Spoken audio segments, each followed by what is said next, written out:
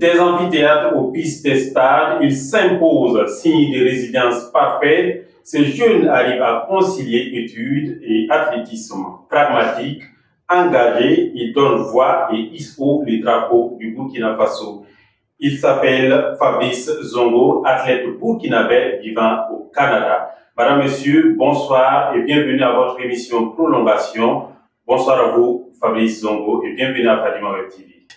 Merci de me recevoir sur ce plateau. Bonsoir. J'espère que vous allez bien. Je vais très bien. D'accord. Pour commencer, qu'est-ce qui vous a motivé à vous lancer dans l'athlétisme? Pour dire vrai, c'est quand on est jeune, on regarde les Jeux Olympiques à la télé.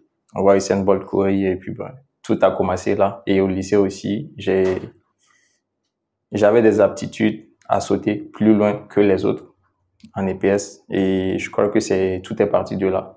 On sait déjà que vous avez commencé à Bobo Dioulasso, vous avez plus participé au sprint et quand vous étiez à l'école. Vous pouvez nous raconter un peu ce qui s'est passé dès le début? Bon, déjà, tout le monde aime courir. Okay. Et moi, j'aimais beaucoup la vitesse. Le saut s'est fait un peu plus tard parce que, comme je l'ai dit, j'avais une aptitude à sauter facilement. Okay. Et à Bobo, c'était une très belle expérience parce que c'est de là que je viens. Et quand je me souviens, c'est en 2016 que j'ai eu ma première sélection avec l'équipe nationale. On a fait le Mali. C'était une très belle expérience. On était très jeunes et puis bon, on a traversé la frontière, on est allé au Mali, on a passé une semaine formidable là-bas. On a rencontré de très bons athlètes, Ouagalais et Maliens, Ghanéens. Je me suis dit, bon, c'est peut-être quelque chose que j'aimerais bien tenter l'aventure. Alors, depuis lors, vous avez plus évolué avec l'équipe nationale. Et comment était le bilan? C'est quoi? Quand j'ai commencé, j'ai fait l'équipe junior et je crois que j'ai terminé 3e en 2016 au Mali. Okay. J'ai eu beaucoup de 3e place. Hein. J'ai terminé 3e au Mali. Après, en 2018, on a fait le Ghana. Et j'ai fini 3e là-bas aussi avant d'aller pour le Canada. Ça, c'était en 2018. C'était ma dernière sélection avec l'équipe nationale. En 2018? Ouais. Alors, en 2019, vous atterrissez au Canada pour vos études. Ouais. Dites-nous comment s'est fait la transition entre l'équipe nationale du Burkina au Canada. On sait que c'est pas simple. Comment s'est passée la transition? Bon, déjà, comme vous l'avez dit, je suis parti pour les études, oui. Mais je tenais vraiment à continuer le sport parce que, comme on le dit, on peut combiner sport et études. Le programme avec mes parents, c'était il faut être excellé à l'école. Le sport, tu peux faire comme tu veux, mais il faut que tu excelles à l'école. Et quand je suis allé, Dieu merci, tout s'est très bien passé. J'ai fini et j'ai gradué avec brio, avec une mention d'ailleurs, et depuis 2022. Et maintenant, je continue aussi l'athlétisme parce que c'est ma passion et j'aime beaucoup ça. J'ai intégré l'équipe universitaire. C'est ce qui m'a permis d'ailleurs de pouvoir faire des compétitions universitaires et nationales. Alors, comment arrivez-vous à concilier l'exigence académique et les entraînements sportifs? C'est pas du tout facile, mais c'est beaucoup de sacrifices et beaucoup de discipline. Et comme je l'ai dit, c'est une question de priorité. Il va falloir faire des sacrifices et choisir ses priorités. Moi, je voulais exceller à l'école et aussi exceller dans le sport. Donc, il y a certaines choses qu'il fallait enlever de ton programme. Quand on est jeune, on veut faire la fête, on veut s'amuser, mais... Et les débuts avec les parents, parce que on sait que les parents sont toujours exigeants. Comment ça a été? Est-ce que ils se sont opposés ou bien ils ont donné la voix et que on a fait avec? J'ai vraiment eu la chance d'avoir des parents très, très exceptionnellement tout le temps soutenus dans mon sport. Mais le contrat, c'était il faut travailler très bien à l'école. Et je le dis aussi, il faut pas laisser les études parce que le sport, on a une carrière, on le fait pas pendant toute la vie. Mais après le sport, il y a une autre vie. Alors, et on sait bien que les climats burkinabés avec le Canada, c'est pas pareil. Et les débuts au Canada, comment ça a été? Déjà, quand je suis arrivé au Canada, je suis arrivé en plein février. Pour ceux qui savent, c'est l'hiver. C'est ça. J'ai quitté le Burkina. On avait peut-être une bonne température. J'arrive dans les moins 10, moins 15 degrés. C'était vraiment chaud. Les premières années, j'ai vraiment eu chaud. Je savais pas dans quoi je m'embarquais. Mais je crois que avec le temps, on dit qu'on s'habitue, mais moi, je me suis jamais habitué.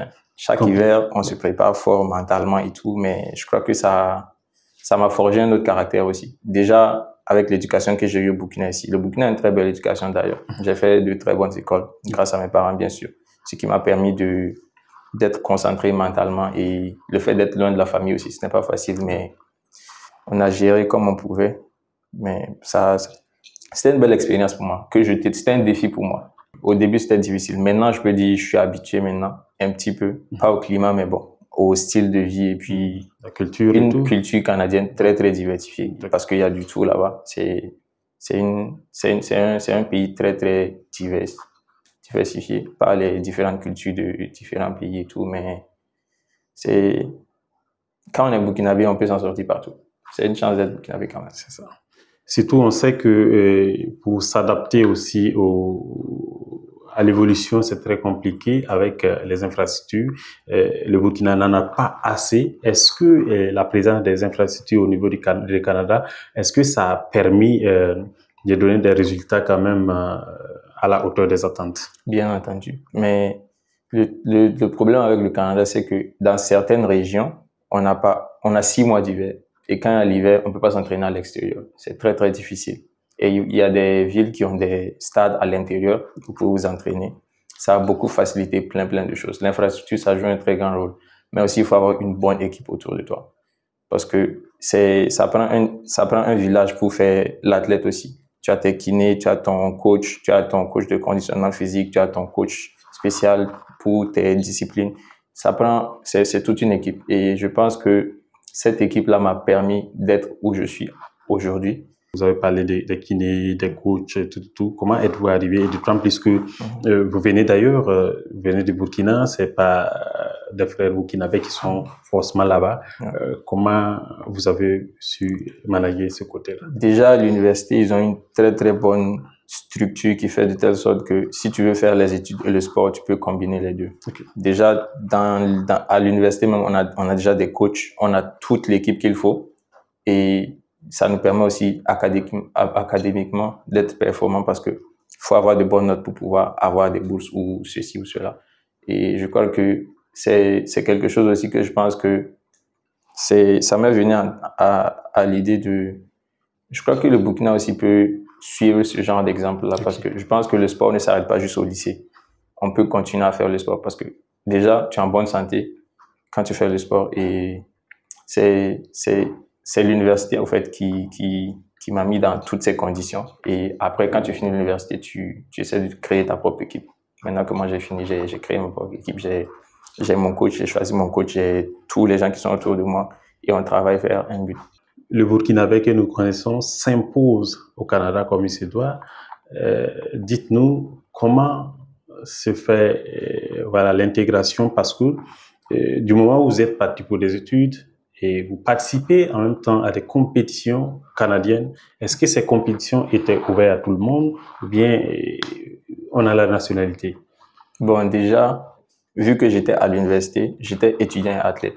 Ce statut me permettait de compétir aux compétitions athlétiques à l'université, et après sur le plan national. Donc, ça m'a permis de sauter certaines étapes et de facilement intégrer certaines structures qui m'ont permis de compétir. Mais comme vous le dites, le Canada est quand même ouvert à tout le monde. On vous laisse compétir, mais seulement que pour avoir une médaille, il faut avoir un certain statut. Et bon, Dieu merci, moi je suis statut-là, mais bon, c'est un peu ça. Alors, vous avez participé à des compétitions. On commence par 2022. Vous avez eu des médailles. C'est que bien avant ça, vous avez à faire des compétitions. Parlez-nous des compétitions que vous avez à faire du côté du Canada. Depuis 2022, déjà, j'ai commencé à participer sur le plan national, parce qu'il faut déjà franchir les provinciales avant d'arriver au plan national. Il faut se classer. Et comme j'ai dit, je viens vraiment de loin, parce que quand je quittais le Burkina, je sautais même pas 7 mètres. Et aujourd'hui, je m'approche des 8 mètres. Okay. Et ça veut dire qu'il y a eu un travail qui a été fait, et il y a eu une certaine évolution. Pour faire le compte des médailles, je crois que je commence à perdre un peu. À l'université, j'ai gagné quelques médailles. 2022, j'ai été athlète de l'année dans mon université. J'ai gagné la médaille d'argent au championnat provincial. J'ai gagné la médaille d'or au championnat national. Au triple saut.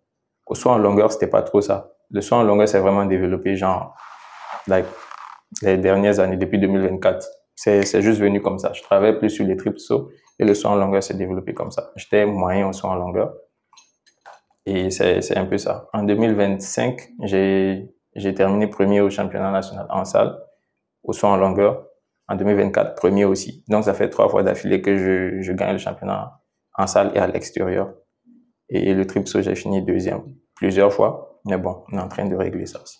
En 2022, vous êtes champion, vice-champion d'ailleurs en provincial, universitaire, c'était ça. Exactement. Et dites-nous comment vous avez vécu ces instants-là, parce que c'était dès les débuts d'ailleurs de votre carrière sportive, si on veut le dire.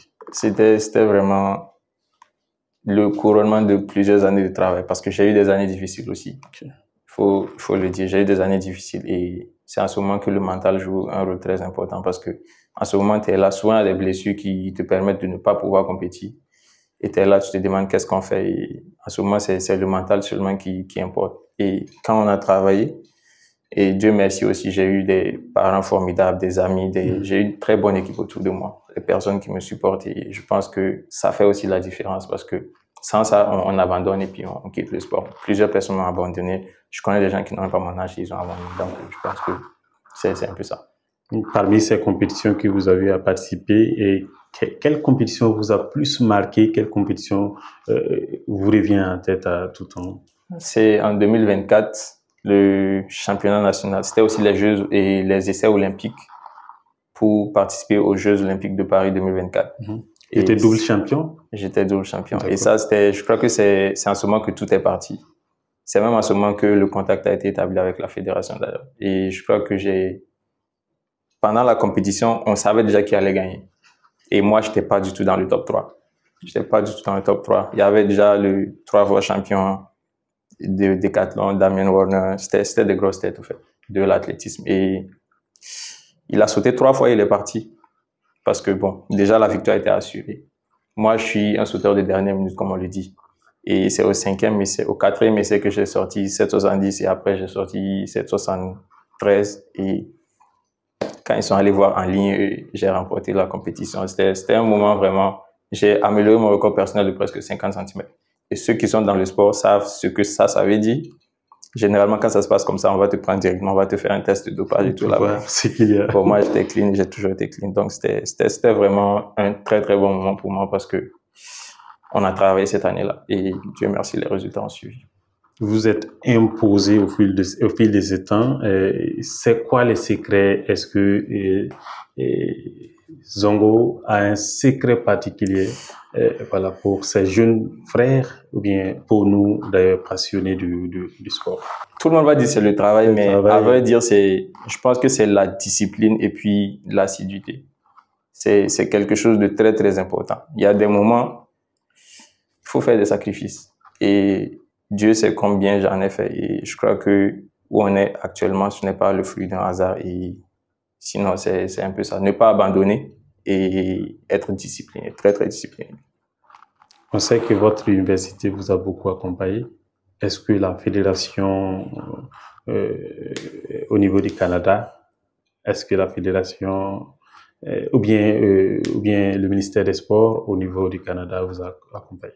Bon, déjà, vu que je ne suis pas encore canadien, pas encore, c'est difficile, mais il y a des personnes de très, très bonne volonté.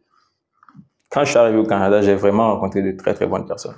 De très, très bonnes personnes. Je rends grâce à Dieu pour ça. Parce que il y a des personnes même qui veulent que j'intègre leur équipe. Mais je suis national burkinabé. J'ai la nationalité burkinabé et le Canada est une option, comme je le dis. Mais pour le moment, avec la fédération, là, c'est depuis 2024, j'attends encore. Hein. Okay. J'attends encore.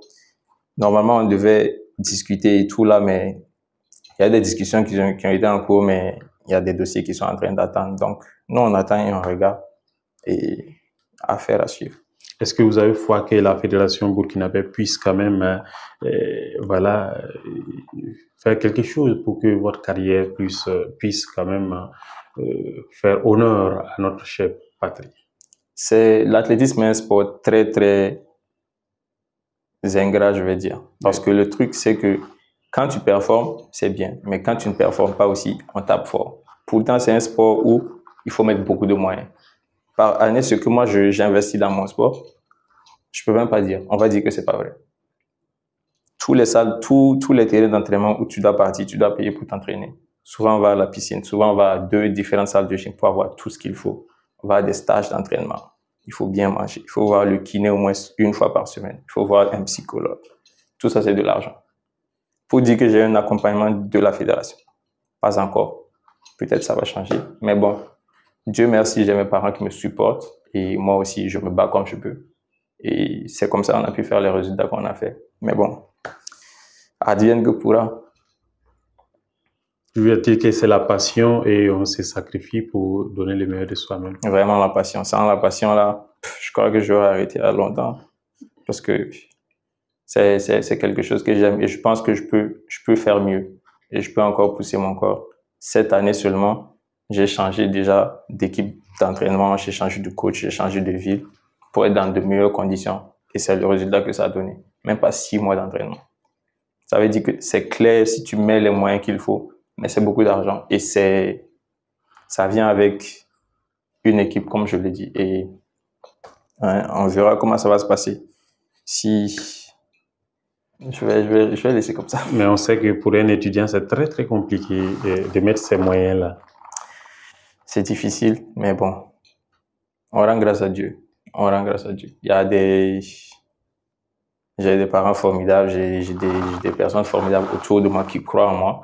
Et je pense que eux aussi, c'est un boost pour moi. Pour chaque fois que je gagne, c'est avec ces personnes que je partage aussi ces bons moments. Donc, c'est un peu ça. Mais est-ce que vous avez un mot à l'endroit de ces responsables au niveau du département des sports pour les inviter? Je pense que le sport, l'athlétisme burkinabé, les athlètes burkinabés se battent vraiment. Je suis de loin ce qu'ils font sur les réseaux et tout là. Malgré qu'il n'y a pas le stade, ils se battent quand même, ils vont dans les compétitions africaines, ils se battent. Moi, je les supporte tout le temps.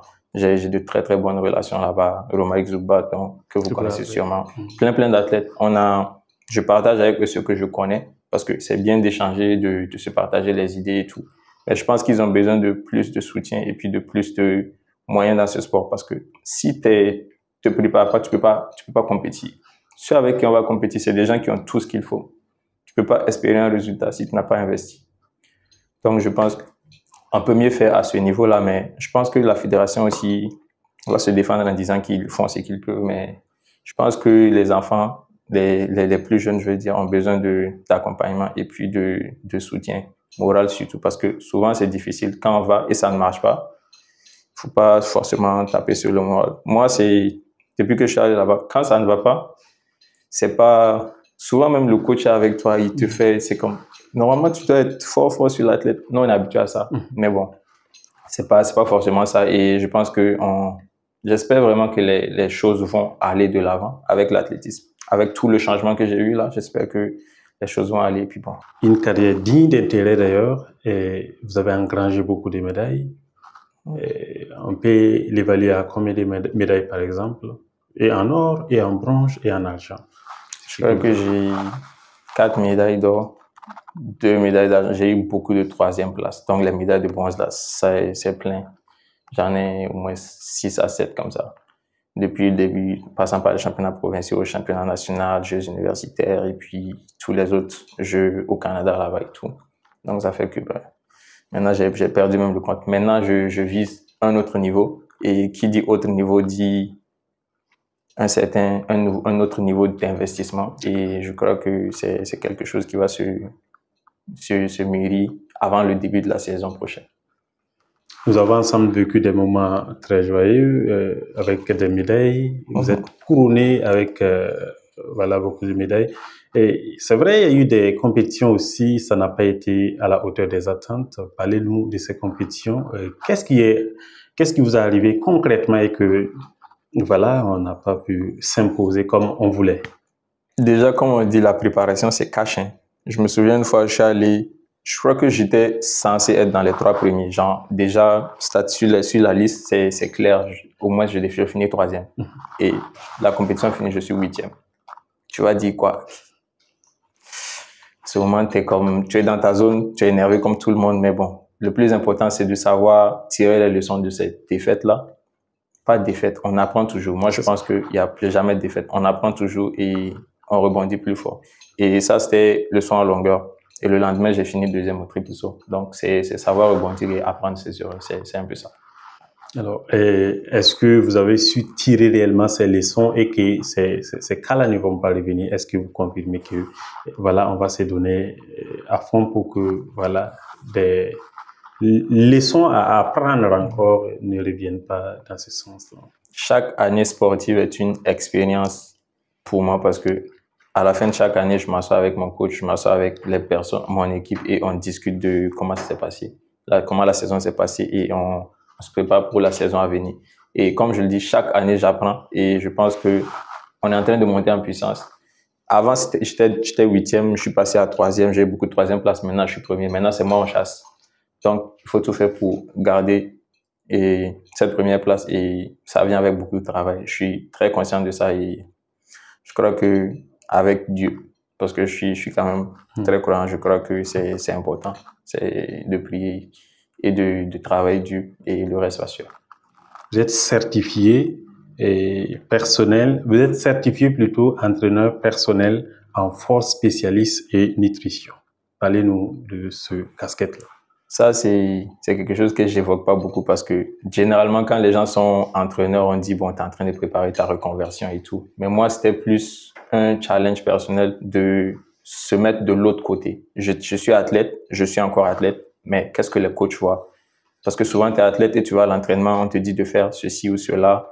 Tu fais un exercice, tu sais pas forcément pourquoi tu fais cet exercice. Moi, c'était un défi pour moi, donc je me suis inscrit à l'ISS et Institute of Sport and Science Association et j'ai pris mes cours et puis j'ai validé tous mes modules et puis j'ai été certifié et ça m'a permis de voir de l'autre côté et de comprendre plus le sport. Ça m'a vraiment aidé et je pense que c'est quelque chose, je coach même le plus jeune et tout, à mes temps perdus bien sûr parce que ma carrière déjà me prend beaucoup de temps. Donc, sinon c'est un peu ça, c'est quelque chose c'est un joyau pour moi et c'est quelque chose que j'ai aimé l'expérience en fait. Fabrice Zongo, et quel athlète burkinabé est pour vous un exemple à suivre? Je crois qu'on connaît tous nos stars. Et il y a Hugues, il y a Marthe, c'est des grands frères pour nous, c'est les dévanciers et je crois qu'ils sont en train de faire un travail exceptionnel pour l'athlétisme burkinabé et bonne chance à eux d'ailleurs pour les championnats du monde la semaine prochaine et tout. Et on va les supporter, c'est ça. Autre international non burkinabé qui est un modèle pour vous? Moi, je suis plus côté cubain. Okay. Les Cubains sont des très grands triple sauteurs et Pedro Pablo Pichado, vous devez le connaître, le challenger de Hugues. C'est quelqu'un que quand tu le regardes sauter, c'est juste waouh. C'est quelqu'un que j'ai vu quand je grandissais sauter et puis on a eu l'occasion de se rencontrer à quelques compétitions aussi. Ça fait plaisir. Les gens que tu vois à la télé, tu les vois, ça nous permet aussi de quand même travailler et puis vouloir les dépasser. Alors, entre les sprints, les triple sauts, soit en longueur, votre option? Moi, je pense que j'adore les triple sauts. Le triple saut, c'est mon sport de cœur parce que c'est une discipline très, très technique. Tout le monde ne le fait pas parce que c'est très difficile. J'adore le triple saut, mais je commence à aimer le saut en longueur parce que ça, c'est pas trop, je vais pas dire que c'est pas difficile, mais ça demande beaucoup de coordination et puis de travail spécifique. Et le sprint, c'est comme l'enfant chouchou aussi, au fait, parce que tout le monde aime courir vite et j'adore courir vite. Souvent, je m'inscris à des compétitions et je cours. Quel est le plus grand souhait de Fabrice Zongo dans l'avenir? Je crois que j'ai beaucoup de projets dans ce sport parce que je pense que j'ai même pas encore commencé ma carrière. J'ai encore plein de choses à accomplir. Déjà, en 2026, on a un championnat international que je vise et les World Ultimate, c'est une nouvelle version de l'athlétisme. Ça va se passer à Budapest. On va se préparer pour ça. En 2027, il y a les championnats du monde à Pékin. En 2028, il y a les Jeux olympiques à Los Angeles. Alors, est-ce que vous avez un message à l'endroit de vos fans et à l'endroit de nos internautes? Déjà, c'est très, très important d'être reconnaissant pour les personnes qui t'ont aidé. Et je sais que je l'ai dit 1001 fois, mais je tiens vraiment à remercier mes parents qui m'ont beaucoup soutenu dans les bons comme dans les mauvais moments. Ma famille, mes amis n'ont jamais changé. Ceux avec qui avant que je commence ici, c'est toujours les mêmes. Et aussi les internautes, comme vous le dites, on reçoit des messages à gauche, à droite, même si on peut pas tout répondre, c'est de temps en temps. Ça fait plaisir de savoir qu'on est supporté et que on nous suit, et on essaie aussi de donner l'exemple. Et c'est très, très bien je veux les dire aussi, de ne jamais baisser les bras et de toujours persévérer. Merci d'être passé à Fadima Web TV. Nous allons vous souhaiter très bonne chance pour la suite de votre carrière. D'ici là, vous rentrez au Canada pour la suite. Vraiment bonne chance à vous. Puisse Dieu vous accompagner à pouvoir relever les défis. Amen, amen. Merci beaucoup. Et j'ai été très bien reçu par votre équipe d'ailleurs. Et je tenais à remercier toute l'équipe et merci à vous pour votre patience. Merci grandement d'être passé. Je vous en prie, merci. Madame, Messieurs, c'est la fin de ce numéro de votre émission Prolongation. Rendez-vous est donné lundi prochain pour un autre numéro. D'ici là, portez-vous bien.